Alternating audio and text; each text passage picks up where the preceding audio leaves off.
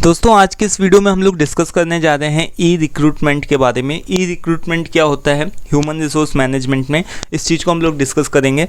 तो जैसा आप सभी को पता है कि लास्ट वीडियो लेक्चर के अंदर हम लोगों ने देखा भी था कि रिक्रूटमेंट क्या होता है, रिक्रूटमेंट के कौन से प्रोसेस होते हैं और सोर्सेस क्या होते हैं इंटरनल एंड एक्सटर्नल। तो एक बार यहाँ पर फिर से मैं बता देता हूँ कि ई रिक्रूटमेंट का मतलब, रिक्रूटमेंट का सबसे पहला मतलब क्या होता है दोस्तों कि अट्रैक्टिंग द कैपेबल एम्प्लॉयज़। यानी कि अगर हम कभी भी रिक्रूटमेंट करते हैं, हमारी कोई भी कंपनी है, हमारी कंपनी में अगर वैकेंसी खाली होती है तो हमको सबसे पहला जो काम होता है वो ये करना रहता है रिक्रूटमेंट प्रोसेस। रिक्रूटमेंट प्रोसेस में हम क्या करते हैं कि हम अट्रैक्ट करते हैं कैपेबल एम्प्लॉयज़ को। वो कैसे करते हैं, हम एक डॉक्यूमेंट का फॉर्मेट बनाते हैं जिसमें हम सारी चीज़ों को लिखते हैं, पूरे क्राइटेरिया को लिखते हैं, कितना हमको एक्सपीरियंस चाहिए, कितना हमको क्वालिफिकेशन चाहिए, कितनी एज ग्रुप चाहिए, कितना फिजिकल क्राइटेरिया होना चाहिए, फिजिकल कैपेबिलिटीज़ का क्राइटेरिया सेट करते हैं। तो इन सभी चीज़ों के साथ में हम सेट करते हैं और जो भी कैंडिडेट्स उस पूरे क्राइटेरिया को फुलफ़िल कर लेते हैं, उतनी क्वालिफिकेशन होती है उनके पास में, उनका उतना स्किल सेट होता है,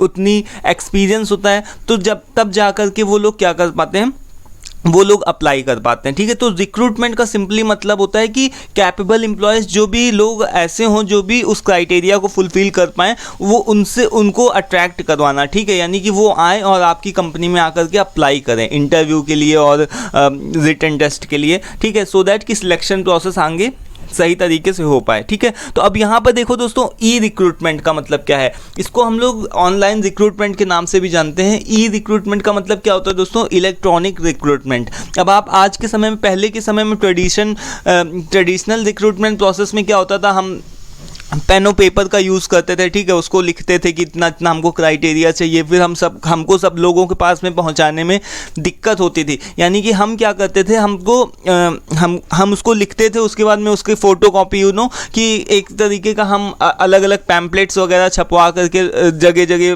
बैनर्स चिपकाते थे जा करके दीवारों पे, ताकि सभी लोगों को पता चले। बट आज के समय पर इंटरनेट के होने से दोस्तों इलेक्ट्रॉनिक रिक्रूटमेंट होने लगा है। लाइक हम कौन से job portals, online job portals आप देखते होंगे, जैसे लिंक्डइन हो गया, naukri.com हो गया, और भी बहुत सारे इंटर्नशाला हो गया। तो इन सभी चीज़ों पे हम जॉब पोर्टल्स पे अपना जो भी रिक्रूटमेंट प्रोसेस होता है उसको बहुत ही ईजिली कर पाते हैं। इससे क्या होता है कि जो भी एम्प्लॉयर है और जो भी एम्प्लॉय है, यानी कि जो जॉब सीकर है, जो जॉब लेना चाहता है, वो भी उस पोर्टल पर जा सकता है, और जो जॉब देने वाला है, ठीक है, वो भी उस पोर्टल पर आसानी से जा करके जॉब दे सकता है, और जो जॉब लेने वाला है वो आसानी से जॉब ले सकता है। ठीक है, तो ई रिक्रूटमेंट का सिंपली मतलब क्या होता है, ऑनलाइन रिक्रूटमेंट। अब पहले वाले ट्रेडिशनल में क्या होता था कि हम पेपर्स को छापते थे, कि एक तरीके का हम पैम्पलेट्स को छापते थे, फिर चिपकाते थे दीवारों पे जा करके, लोगों को बताते थे, पेपर्स पे जो भी न्यूज़पेपर होता था उसमें निकलवाते थे न्यूज़।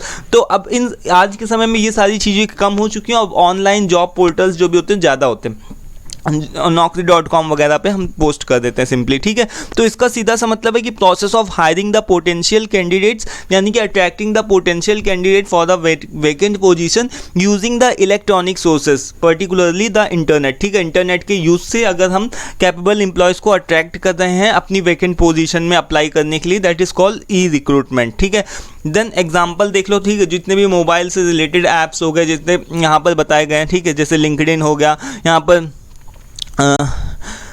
और भी आप देख सकते हो। ठीक है, लिंक्डइन हो गया, naukri.com वगैरह, ये सारे एग्जांपल आप अपने खुद से भी लिख सकते हो। इंडीड हो गया, लिंक्डइन हो गया। ठीक है, तो यहाँ पर से अपने मन से खुद से लिख सकते हो। अब इसका एडवांटेज क्या होता है, इसका एडवांटेज ये होता है कि हमारी जो कॉस्ट होती है वो कम लगती है। ठीक है, तो लो कॉस्ट पर कैंडिडेट। ठीक है, अब हमको हर एक पर्सन के पास में जा करके अवेयर नहीं करना है कि उस कंपनी में वैकेंट पोजीशन आई हुई है, उसमें वैकेंसी निकली हुई है। ठीक है, हम एक जस्ट क्लिक करेंगे, एक पोस्ट करेंगे और लोगों को पता चल जाएगा, वो लोग अप्लाई करना स्टार्ट कर देंगे। तो हमारा टाइम भी किल हो रहा था पहले के समय में, ट्रेडिशनल टाइम में, और बहुत ज़्यादा कॉस्ट भी लग रही थी, पेपर को छपवाओ। ठीक है, आज के समय में जीरो कॉस्ट पर, यानी कि हमको क्या करना है, एक बस पोस्ट को लिखना है अच्छी तरीके से। ठीक है, और जॉब एनालिसिस को करके हमको जस्ट पोस्ट करना है। ठीक है, तो यहाँ पर देखो कॉस्ट हमारी कम लग रही, टाइम का भी सेविंग हो रही है।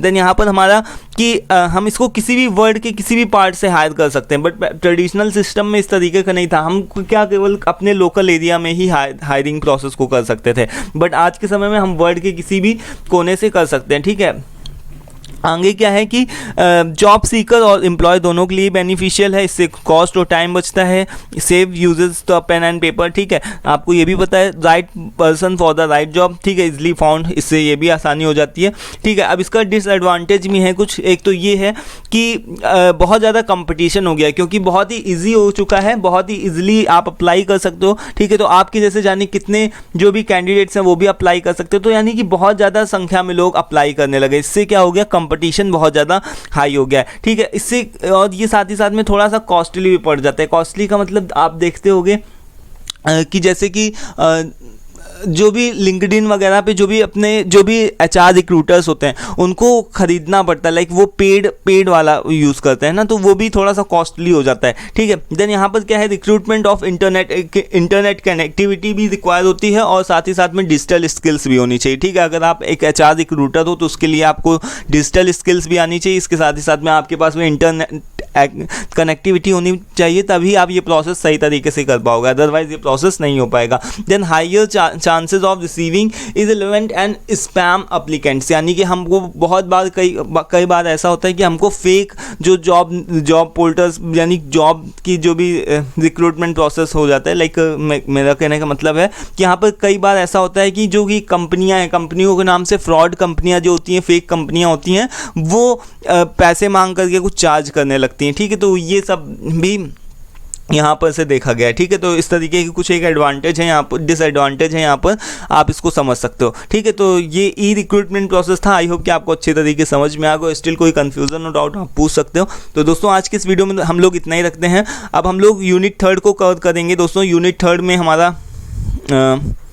आगे के प्रोसेस आता है, ठीक है। तो अभी आज के इस वीडियो में दोस्तों इतना ही रखते हैं। वीडियो पसंद आए उसको लाइक करिएगा और साथ ही साथ में दोस्तों PDF चाहिए तो उसके लिए व्हाट्सएप पे कांटेक्ट कर सकते हो। Thank you for watching this video, thank you once again.